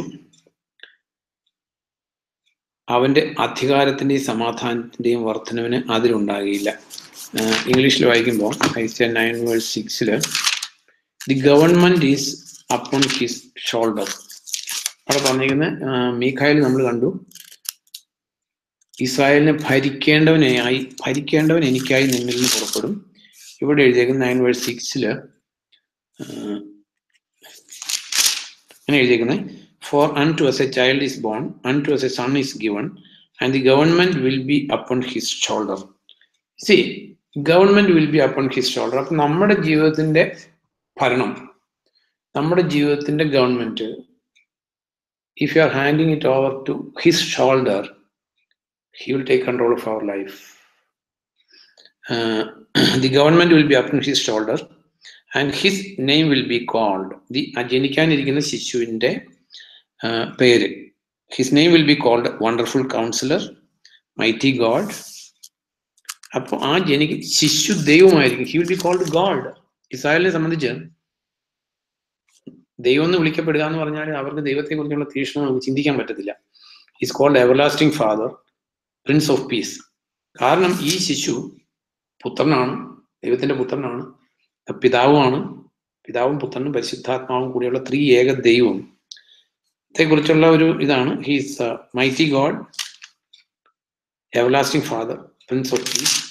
ഇവിടെ പറഞ്ഞിരിക്കുന്നത് the government will be upon his shoulder. അപ്പം ഇസ്രായേൽക്കാർക്ക് ഈ ഐസിയാ പ്രവചനം അറിയാം, മീഖ പ്രവചനം അറിയാം. ഇതുകൊണ്ടൊക്കെയാണ് അവര് ഈ കർത്താവിനെ കുറിച്ച്, കർത്താവ് അല്ലെങ്കിൽ ക്രിസ്തു ദൈവമായിരിക്കും അല്ലെങ്കിൽ ദൈവം മനുഷ്യനായിട്ട് വരുന്നതാണെന്ന് അവർക്കറിയാം. അതുകൊണ്ടാണ് കർത്താവ് ആ ദൈവം എന്നുള്ള രീതിയിൽ തന്നെ അവതരിപ്പിച്ചപ്പോഴെല്ലാം അവരത് അക്സെപ്റ്റ് ചെയ്യാത്തതുകൊണ്ട് ബ്ലാസ്ഫമി അല്ലെങ്കിൽ ദൈവദൂഷണം എന്ന് പറഞ്ഞ അവർ കല്ലെറിയാനിടയായി തീർന്നു, കല്ലെടുക്കാനിടയായി തീർന്നു. അപ്പൊ കർത്താവിനെ സംബന്ധിച്ച് നമ്മൾ അറിയേണ്ട ഒരു കാര്യം, ഇത് ഓൾഡ് ടെസ്റ്റാമെന്റിലുള്ള വായിക്കുന്ന യഹൂദർക്ക് അറിയാം. കാരണം ഏതെങ്കിലും കൊടുത്ത വാഗ്ദത്തം ഇത്. ഏതെങ്കിലും ദൈവം നൽകിയ വാഗ്ദത്താണ് സ്ത്രീയുടെ സന്തതി സാത്താനെ തകർക്കും, സാത്താനെ പരാജയപ്പെടുത്തും. നമ്മളെ കൊളോഷ്യൻസിൽ വായിക്കുന്നുണ്ട്, അവൻ കുരിശിൽ തറച്ച് ശത്രുവിനെ പരസ്യ പരിഹാസ വിഷയമാക്കി, അല്ലെങ്കിൽ സർപ്പത്തിന്റെ തല തകർത്തു. ഗലാത്യ ലേഖനത്തിൽ പറഞ്ഞിരിക്കുന്നത് സ്ത്രീയുടെ സന്തതി, ഇത് ദാവീദിന്റെ സന്തതിയായിട്ട് ഉണ്ടാകും എന്ന് വാഗ്ദത്തമുണ്ട്. കാരണം ദാവീദിന്റെ സന്തതി സിംഹാസന ചിരപ്രതിഷ്ഠിതമായിരിക്കും. അപ്പോൾ ഇത് ബത്ലഹമിൽ ഉണ്ടാകും, കാരണം ദാവീദിന്റെ സന്തതിയാണ്. ഐസയ 11 നമ്മൾ വായിക്കുന്നുണ്ട്, ഇശായിയുടെ കുറ്റിയിൽ നിന്നൊരു മുള പുറത്തു വരും. അപ്പൊ ഇതെല്ലാം ഇവർക്ക് അറിയാമായിരുന്നു. സെയിം ടൈം നമ്മൾ അറിയേണ്ട ഒരു കാര്യം, ഈ മീഖ ഈ 5:2 പറഞ്ഞേക്കുന്ന ഈ പ്രവചനം, അതിനുശേഷം നമ്മൾ കാണുന്നത് അതിന്റെ 5ാം സെന്റൻസിൽ അവൻ നമ്മുടെ സമാധാനമായിരിക്കും. എഫേഷ്യൻസ് 2:14 വായിക്കുമ്പോൾ, എഫേഷ്യൻസ് 2:14 എന്ന് വായിക്കാം. നമ്മൾ ചിന്തിക്കുന്നതെല്ലാം നമ്മൾ വിശ്വസിക്കുന്ന കർത്താവായ യേശു ക്രിസ്തു പ്രവചനങ്ങളുടെ പൂർത്തീകരണമാണ്, യുഗങ്ങളുടെ പ്രതീക്ഷയാണ്. അപ്പൊ എഫേഷ്യൻസ് 2:14 എഫേഷ്യൻസ് 2:14 നമ്മൾ ഇങ്ങനെ വായിക്കുന്നത്,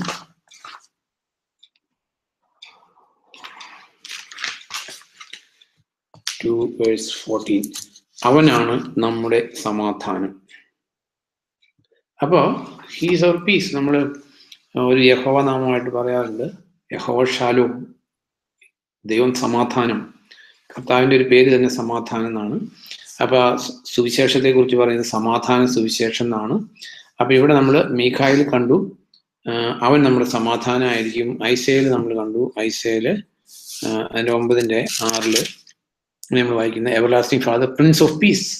അത് കർത്താവ് എന്റെ സമാധാനം ഞാൻ നിങ്ങൾക്ക് തരുന്നു, ആ സമാധാനം നിങ്ങളിൽ നിന്ന് ആർക്കും എടുക്കാൻ പറ്റത്തില്ല. അപ്പൊ കർത്താവിന്റെ സമാധാനം നമ്മുടെ ഉള്ളില്, കർത്താവ് നമ്മുടെ ഉള്ളിൽ വന്നാൽ കർത്താവിന്റെ സമാധാനം ഉണ്ടാവും. കർത്താവ് നമ്മുടെ ഉള്ളിൽ വരാനുള്ള കണ്ടീഷൻ, അത് നമ്മൾ ചിന്തിച്ചത്, the fear of the Lord is the beginning of wisdom. ഈ ഫിയർ ഓഫ് ദി ലോർഡ് ഉണ്ടെങ്കിൽ it will lead to life, then you live in satisfaction and no calamity will fall upon your life. നമ്മുടെ ജീവിതത്തില് അപ്പൊ ഇവിടെ മീഖ 5 നമ്മൾ അടിയിലോട്ട് വായിക്കുമ്പോൾ, അതിന്റെ 5 തുടങ്ങി വായിക്കുമ്പോൾ, അസീറിയക്ക് നമ്മുടെ ദേശത്ത് വന്ന് നമ്മുടെ മണ്ണിൽ കാൽ വയ്ക്കുമ്പോൾ, അസീറിയ നമ്മുടെ ദേശത്ത് നമ്മുടെ മണ്ണിൽ കാൽ വയ്ക്കുമ്പോൾ 7 ഇടയന്മാരെയും 8 പ്രഭുക്കന്മാരെയും അയാൾക്കെതിരെ നാം ഉയർത്തും. 7 ഇടയന്മാരെ 8 പ്രഭുക്കന്മാരെ എന്ന് പറയുന്ന യൂസേജ്, ഒരു സമ്പൂർണതയുടെ ഒരു ലക്ഷണമായിട്ട് എഴുതുന്ന സഭാപ്രസംഗി 11 എടുക്കുമ്പോൾ, ആ 7, 8 എന്നുള്ളത് ഒരു ഇസ്രായേലിലെ ഒരു യൂസേജ് എന്നുള്ളതേ ഉള്ളൂ. അതിൽ കവിഞ്ഞതിന് പ്രത്യേക മീനിങ് ഒന്നുമില്ല. സഭാപ്രസംഗി 11:2 വായിക്കുമ്പോൾ, 1-2 നിന്റെ അപ്പം ജലരാശിയിലേക്ക് എറിയുക, വളരെ നാൾ കഴിഞ്ഞ് നീ അത് കണ്ടെത്തും. നിന്റെ ഓഹരി 7-8 ആയി വിഭജിക്കുക, ഭൂമിയിൽ എന്ത് അനർത്ഥമാണ് സംഭവിക്കുക എന്ന് നിനക്ക് അറിഞ്ഞുകൂടല്ലോ. അപ്പൊ ഇവിടെ നിന്റെ ഓഹരി 7-8 ആയി വിഭജിക്കുക, അങ്ങനെയുള്ള ഒരു യൂസേജിൽ പറഞ്ഞിരിക്കുന്നത് 7 ഇടയന്മാരെയും 8 പ്രഭുക്കന്മാരെയും അയാൾക്കെതിരെ നാം ഉയർത്തും, അസീറിയ വരുമ്പോൾ. അപ്പൊ ഇതിനെക്കുറിച്ച് കൂടുതൽ നോളജ് ഒന്നുമില്ല, എന്നാൽ സ്റ്റഡി ബൈബിൾസ് ഒക്കെ വായിക്കുമ്പോൾ ഡെയ്സ് ബൈബിളുകാർ പറയുന്നത് ഇത് അന്തിക്രിസ്തുവിന്റെ വരവിനെ കുറിച്ചാണ്.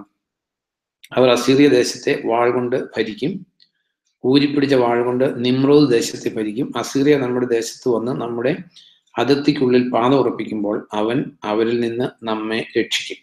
അസീറിയ പറയാം. എന്താണേലും നിമ്രോദ് ദേശം എന്ന് പറഞ്ഞേക്കുന്നത് അസീറിയയെ കുറിച്ചാണെന്നുള്ളത് ഉറപ്പാണ്. കാരണം ഉൽപ്പത്തി 10-ാം അധ്യായത്തില് എടുക്കുമ്പോൾ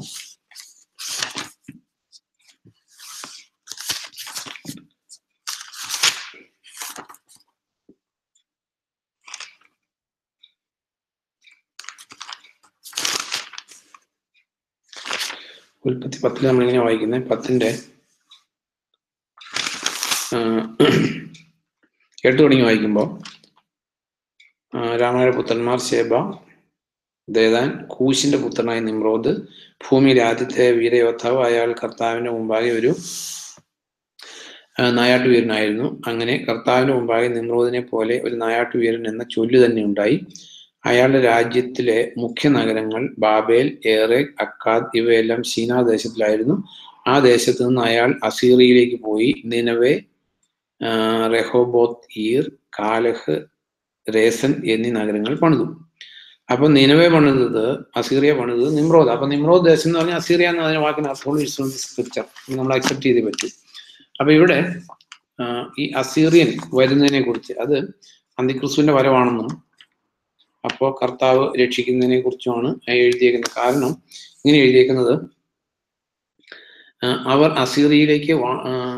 അസീറിയ ദേശത്തെ വാൾ കൊണ്ട് ഭരിക്കും, ഊരിപ്പിടിച്ച വാൾ കൊണ്ട് നിമ്രോദ് ദേശത്തെ ഭരിക്കും. നമുക്കറിയാം നിമ്രോദ് ദേശം അന്തിക്രിസ്തു ആണെങ്കിൽ നമ്മൾ തെസ്സലോനിക്ക ലേഖനത്തിൽ വായിക്കുന്നുണ്ട്, അധർമ്മമൂർത്തി വരുമ്പോൾ കർത്താവായ യേശു തന്റെ വായിൽ നിന്നുള്ള ശ്വാസത്താൽ അയാളെ നിഗ്രഹിക്കും. അസീറിയ നമ്മുടെ ദേശത്ത് വന്ന് നമ്മുടെ അതിർത്തിക്കുള്ളിൽ പാദം ഉറപ്പിക്കുമ്പോൾ അവൻ അവരിൽ നിന്ന് നമ്മെ രക്ഷിക്കും. അപ്പൊ കർത്താവ് അന്തിക്രിസ്തുവിൽ നിന്ന് രക്ഷിക്കുന്നതിനെ കുറിച്ച് നമുക്കറിയാം, തിരുവെഴുത്തുകളുണ്ട്. അതായിരിക്കും എന്താണെങ്കിലും നിമ്രോദ് ദേശത്തെ അല്ലെങ്കിൽ അസീറിയ വരുന്നതിനെ കുറിച്ച് എഴുതിയേക്കുന്നതാണ്. 7-ാം സെന്റൻസ്, അപ്പോൾ യാക്കോബിന്റെ ശിഷ്ടഭാഗം അനേകം ജനപദങ്ങളുടെ മധ്യത്തിൽ കർത്താവിൽ നിന്നുള്ള മഞ്ഞു പോലെ ആയിരിക്കും. ഇത് മില്ലേനിയത്തെ കുറിച്ച്. കർത്താവിന്റെ 1000 ആണ്ട് വാഴ്ചയിൽ ഇസ്രായേൽ ലോകത്തെ ഭരിക്കും. ഇത് എഴുതിയേക്കുന്ന കാര്യം it is going to happen. അത് ആർക്കും എതിർക്കാൻ പറ്റത്തില്ല. കാരണം തിരുവെഴുത്തുകളെല്ലാം പൂർത്തിയായിട്ടുണ്ടെങ്കിൽ അതും പൂർത്തിയാകും. അതവിടെ എഴുതിയേക്കുന്ന ആ കാലത്ത് യാക്കോബിന്റെ ശിഷ്ടഭാഗം അനേകം ജനപദങ്ങളുടെ മധ്യത്തിൽ കർത്താവിൽ നിന്നുള്ള മഞ്ഞു പോലെ ആയിരിക്കും. മനുഷ്യന്റെ കൽപ്പനയ്ക്കായി കാത്തു നിൽക്കുകയോ മനുഷ്യപുത്രന്റെ ഇംഗിതം അനുസരിച്ച് വൈകുകയോ ചെയ്യാതെ പുല്ലിന്മേൽ പെയ്യുന്ന മഴ പോലെ ആയിരിക്കും അവർ.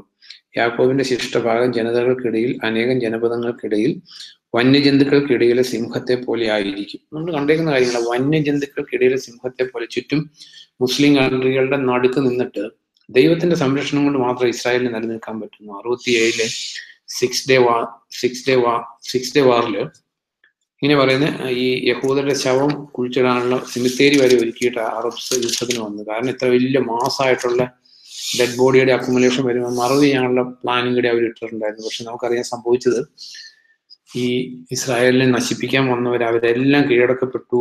ജെറുസലേം ഇസ്രായേലിന്റെ കയ്യിലായി. ജെറുസലേം ഇസ്രായേലിന്റെ ക്യാപിറ്റലാക്കി. അപ്പൊ ഇവിടെ നമ്മൾ എഴുതിയേക്കുന്ന പോലെ തന്നെ വന്യജന്തുക്കൾക്കിടയിലെ സിംഹത്തെ പോലെ ആയിരിക്കും അവർ. ഇത് വരാനിരിക്കുന്ന അതിന്റെ ഒരു പ്രോട്ടോടൈപ്പാണ് സംഭവിച്ചേക്കുന്നത്. റിയൽ ആയിട്ടുള്ള ഇസ്രായേലിന്റെ മഹത്വം വരാൻ പോകുന്നുള്ളൂ. അവര് തങ്ങൾ കുത്തിമുറിവേൽപ്പിച്ചവനിലേക്ക് തിരിഞ്ഞ് തങ്ങളുടെ സഹോദരനിലേക്ക് അവർ തിരിയുമ്പോഴാണ് ഇസ്രായേലിന്റെ മഹത്വം പൂർണ്ണമായിട്ട് വെളിപ്പെടാൻ പോകുന്നത്. അപ്പൊ ഇവിടെ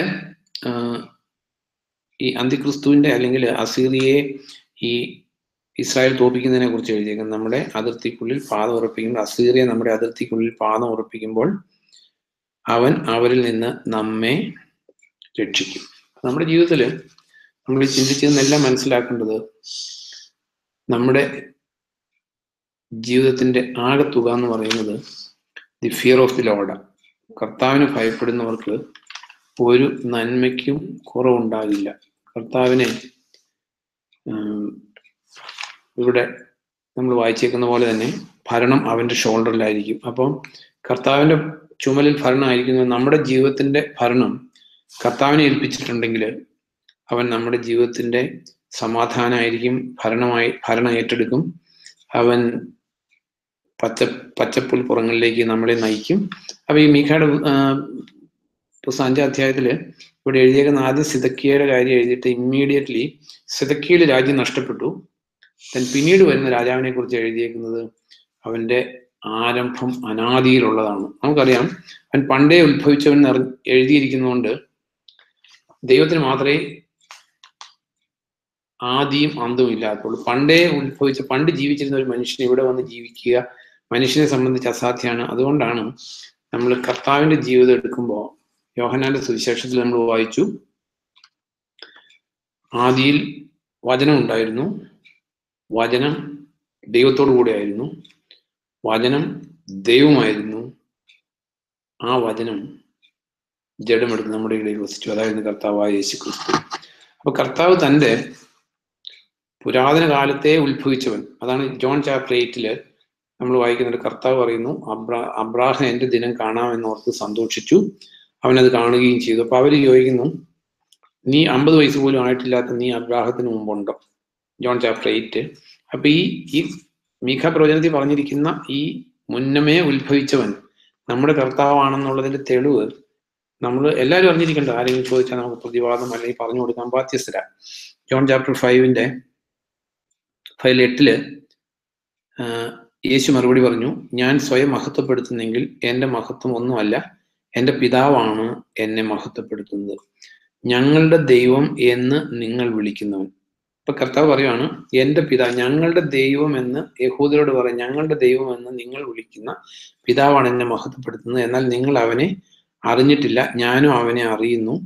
ഞാൻ അവനെ അറിയുന്നില്ല എന്ന് ഞാൻ പറയുന്നെങ്കിൽ ഞാനും നിങ്ങളെ പോലെ നുണയനാകും. ഞാൻ അവനെ അറിയുന്നു, അവന്റെ വചനം പാലിക്കുന്നു. എൻ്റെ ദിവസം കാണാമെന്ന പ്രത്യാശയിൽ നിങ്ങളുടെ പിതാവായ അബ്രാഹാം ആനന്ദിച്ചു, അയാൾ അത് കണ്ടു, സന്തോഷിച്ചു. അപ്പോൾ യഹൂദർ അവനോട് പറഞ്ഞു, നിനക്ക് 50 വയസ്സ് പോലും ആയിട്ടില്ലല്ലോ, എന്നിട്ടും നീ അബ്രാഹാമിനെ കണ്ടിട്ടുണ്ടോ? യേശു പറഞ്ഞു, സത്യം സത്യമായി ഞാൻ നിങ്ങളോട് പറയുന്നു, അബ്രാഹാമിന് മുമ്പ് ഞാനുണ്ട്. Before Abraham was I am. നമ്മൾ പഠിച്ചിട്ടുണ്ട് ഐ ആം ടൈറ്റിൽസ്. യോഹന്നാന്റെ സുവിശേഷത്തില് ഐ ആം എന്നുള്ള ആട്രിബ്യൂട്ട് കർത്താവ് പറഞ്ഞിരിക്കുന്നു.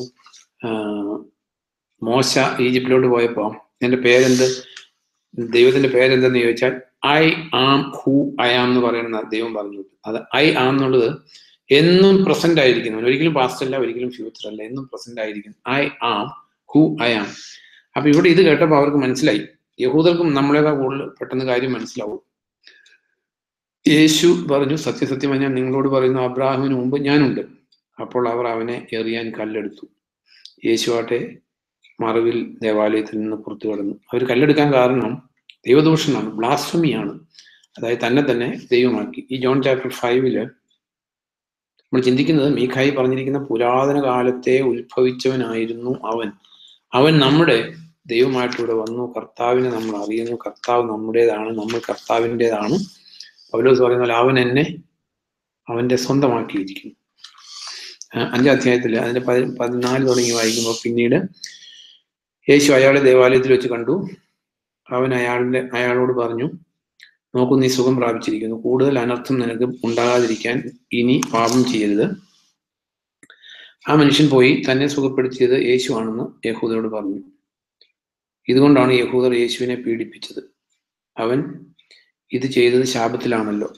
യേശു അവരോട് പറഞ്ഞു, എൻ്റെ പിതാവ് ഇപ്പോഴും പ്രവർത്തിച്ചുകൊണ്ടിരിക്കുന്നു, ഞാനും പ്രവർത്തിച്ചുകൊണ്ടിരിക്കുന്നു. ഇതുകൊണ്ടാണ് യേശുവിനെ കൊല്ലാൻ പൂർവാധികം പരിശ്രമിച്ചത്. കാരണം അവൻ ശാബത്തിനെ ലംഘിക്കുക മാത്രമല്ല ചെയ്തത്, സ്വയം ദൈവതുല്യനാക്കി ദൈവത്തെ തന്റെ പിതാവെന്ന് വിളിക്കുകയും ചെയ്തു. ശാബത്ത് ലംഘിച്ചതല്ല അവരുടെ പ്രശ്നം. കാരണം ശാബത്ത് യഹൂദർ എന്നും ലംഘിച്ചിട്ടുണ്ട്. നമ്മൾ വായിക്കുന്നുണ്ട് എസ്രായുടെ കാലത്ത്, നെഹമ്യായുടെ കാലത്ത്. പക്ഷെ ഇവിടെ കർത്താവ് നമ്മൾ ദൈവത്തെ പിതാവെന്ന് വിളിക്കുന്ന പോലെ അല്ല അവർക്ക് മനസ്സിലായത്. കാരണം കർത്താവ് പിതാവിനെ അല്ലെങ്കിൽ തന്റെ പിതാവെന്ന് വിളിച്ചപ്പോ ഇത് താൻ ദൈവപുത്രനാണ് അല്ലെങ്കിൽ ക്രിസ്തുവാണ്, ദൈവമാണെന്ന് ക്ലെയിം ചെയ്യുന്നതായിട്ട് അവർക്ക് മനസ്സിലായി. ഇതുകൊണ്ടാണ് യഹൂദർ അവനെ കൊല്ലാൻ പൂർവാധികം പരിശ്രമിച്ച്. യഹൂദരെ സംബന്ധിച്ച് ഇത് വലിയ ബ്ലാസ്ഫമിയാണ്. അതുകൊണ്ടാണ് കർത്താവിനെ കൊല്ലാൻ അവര് പൂർവാധികം പരിശ്രമിച്ചത്. ജോൺ ചാപ്റ്റർ 10 എടുക്കുമ്പോൾ 10 കർത്താവ് ഒരു സ്ഥലത്ത് പറയുന്നു, ഞാനും പിതാവും ഒന്നാണ്. John chapter 10